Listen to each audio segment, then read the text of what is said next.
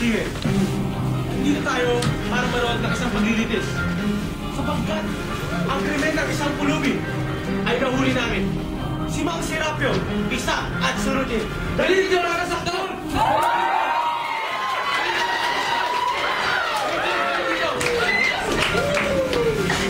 Magandang gabi, Ginoo. Magandang gabi ho. Mga Ginoo! Silenso! Huwag ka magsalita habang kami nagsasalita pa. Yung parang nabastos ang salita habang may nagsasalita. Patawanin niyo na ho siya. Gaya naman talaga yun. Mga walang kapangyarihan, mga mangmang. Mangmang! At kaya kasunarinin mga makapangyarihan katulad namin.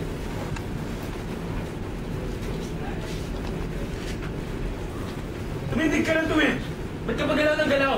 Gusto ko lang malaman ang aking krimen. Manahimik! Di mo ba alam? Hindi ho. Di ba nila sinabi sa'yo? Wala kaming pakit. Wala. Wala ho. Mo na yun. Ang krimen niya ay ang pag-aaruga ng bata. Pag-aaruga? Pag-aaruga ng bata sapagkat ang pag-aaruga ng bata ay panuluksong gumasta. Sa mga tuwid, nawawala ng pera ang federasyon. Narinig siyang nagsasalita sa anak niya. At alam din nila ang pangalan niya. Sol. Formalidad na lang itong paglilitis. Formalidad na rin ho ang hatol ko. Dahil manawin itong mga pulubi ang kanyang parusa, siya'y bubulagin! Ginoong Serapio, mabuti ba tulog mo? Oo, nakakain ka na ba? Oo, mabuti! Handa ka na dito sa ating paglilitis. Ilang araw mo na ba sa tiyang kamisin dentro mong yan? Naligo ka na ba? Naghinamos? Nasprayan mo na ba siya?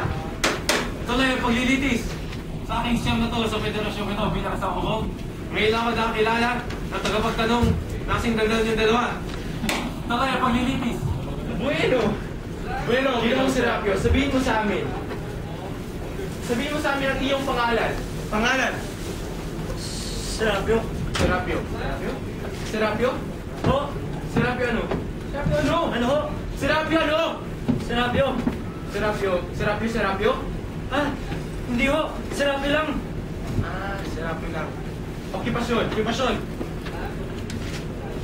Wala ho. Wala kang okupasyon? Wala ho.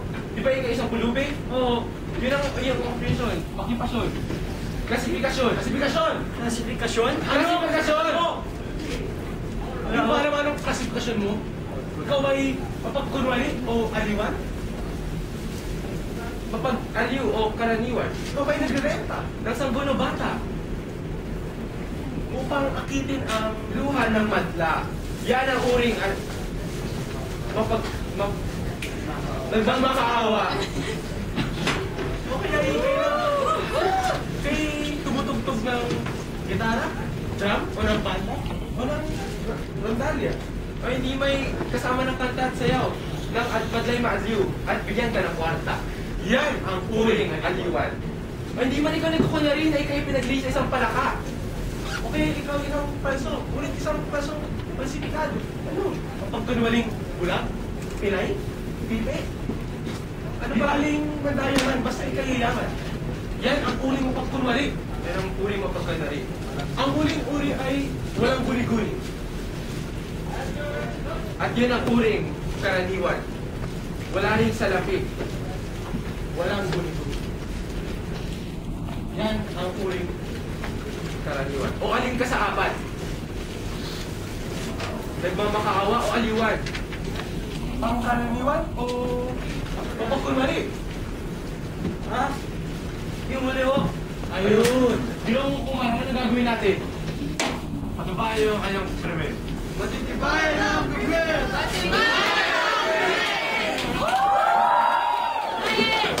Bueno, Ginoong Serapio, may asawa ka ba? May isang kabiyak. Isang babaeng kabiyak ng puso mo. Isang babaeng napakasal sa kanta. Sa opisina ng Katpuno o sa ibang lugar. Sagutin mo ang tanong, napakasimple. Wala ho. Iibahin ko ang tanong. May asawa ka ba noon? Ay, nagsasaya sa Diyos? Sa bahay ng Diyos o sa bahay ng iba? Napakasimple ng tanong, Ginoong Serapio. Oh, ba't ka na nahimik dyan? Nakapagtataka ang iyong katahimikan. Oo. Ayos. Siya ay patay na. Wala, basta inamin mo may asawa ka na. Magaling! Napakabilis talaga ng ating paglilitis sapagkat ang ating mga tagapagtanong ay ubod ng galing at talino.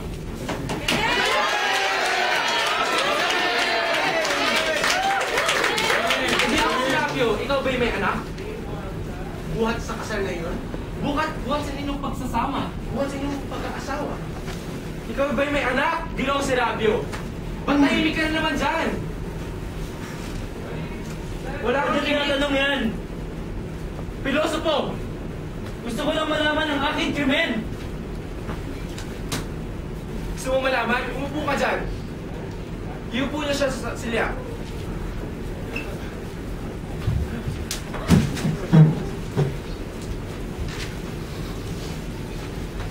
O, Ginoong Serapio, ang pangalan ng anak mo ay si Sol, hindi ba? Oo. Paano niya nalaman? Marami kaming alam tungkol sa'yo. Yun din ang pangalan ng aking asawa.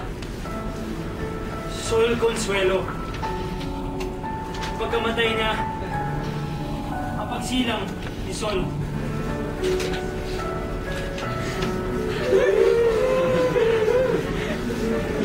Yun ang kanyang pagkamatay. Ang pagpano niya, ang pagsapit ng kalungkutan. Yun ang dalawang hiyaw ng aming buhay. Ang una ang hiyaw na pagkamatay ni Sol. At ang hiyaw na pagsilang ni Sol na aking kinatakutan na naglarawan ulit kay Sol. Mabuti, maitim ang mata, palaging nakangiti. Nandang ng nandang. Kapag binuuyan ko siya ng kending, matamis.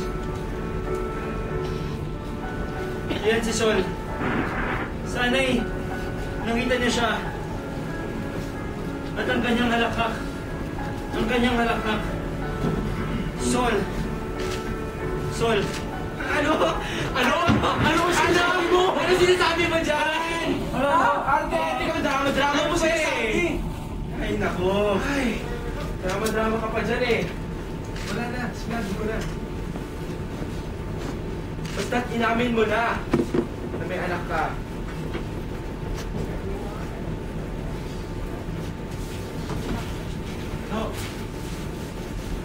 Ano? Tapos na ba ang paglilitis? Oo, inamin niya yung anak niya, yung Sol na yun.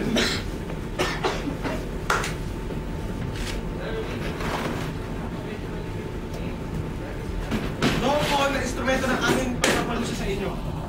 Sa mga kasabi. Natotoo hanga ako sa federasyong ito.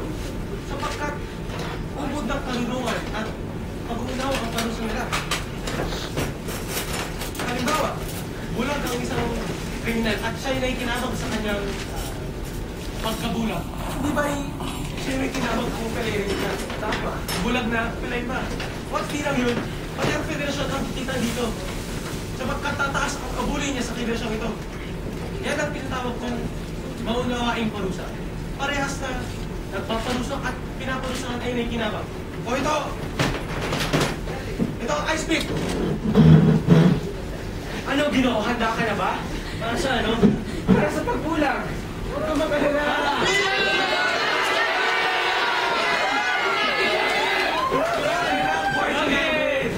Alam na nila kung anong parte ng unang, anong mata mong unang nilang tuturukin. Pagbulag? At huwag ka rin matakot, hindi ka matitetano. Sterilized yan. Sterilized na ang ice pick. Ayan, sige, dali niyo siya dito. Bulagin! Para saan ang pagbulag nyo? Para sa iyong krimen! Tawag na ako! Ano bang gusto mo? Ano bang tinatanong mo? Ano ang aking krimen? Ano? Ano krimen mo? Oo, ang aking krimen! Yun lang pala, sigaw ka ng sigaw dyan. Ano bang sinasabi? Ay, nako. Ito ang krimen ni Mang Serapio. Ang dami namang krimen. Ay, Serapio, halika lang. Ang buhay ng tao ay ang mundo ay naidig ng kirot at taas. Magkakasari sa ating pagkatao. Pag-aaral ng kata ang krimen ni Mang Serapio. Krimen mo, Mang Serapio!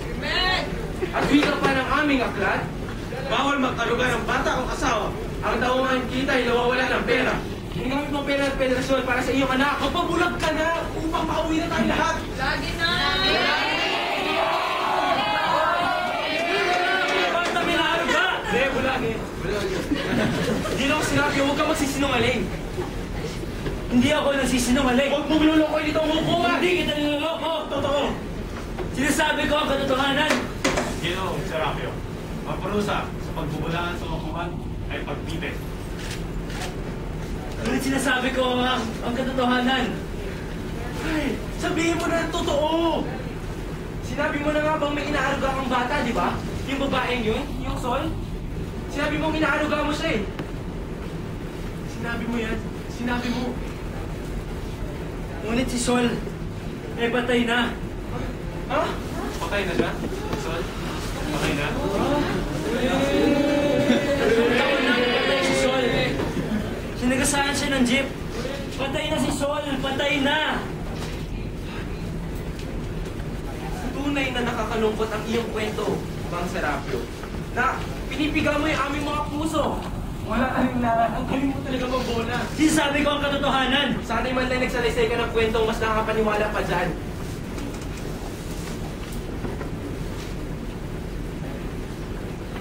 Ang saksi!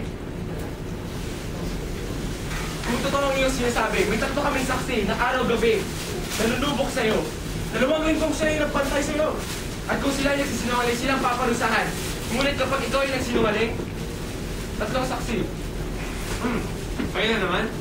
Oo. Kayo na lagi nagpapabulang ng mga tao. Talagang buhay mo. Nakapagtanggol ang hukuli sa kalinisan ng federasyon. Mga patubay ng kabutihan nitong lipunan. Kayo ba ang una ng sampu ng kanyang kaliwet? Oo. Pues, ayon sa batas ng aming federasyon, kung makatunayan nila ang kanilang sakdal, sa kanila na lahat ng kasangkapan ni Ginoong Serapio at 10% ng kanyang kinikita. Buhaya! Hoy, hawakan niyo siya! Buhaya kayo lahat! Ginoong Serapio, huwag kang gagawa ng ganyan dito sa hukuman. Igalang mo naman! Sige, mga ginoo. Ituloy niyo ang nakita niyo kagabi. Nakita namin siya. Pauwi may nagmamantikang supot sa kilikili niya. Susulyak-sulyak. Kanan, kaliwa, kanan. Takot. Sa wari ko na matagpuan siya. Takot sa wari ko na matagpuan siya. Sinundan pa namin siya hanggang sa bahay niya. Nagtago kami. Narinig pa namin siya. Eto na si kumain ka na. Isuot mo mamaya ang damit mong pula. Kaya na Sol, kumain ka na. Susunod namin damit mong tumula. Pinanatangan kita, Mang Serapio, na krimen ng pag-aaruga ng bata. Kay bubulagin ngayon din. Yun ba ang katibayan nyo? Oo, masaya na kami. Yun ang katibayan namin.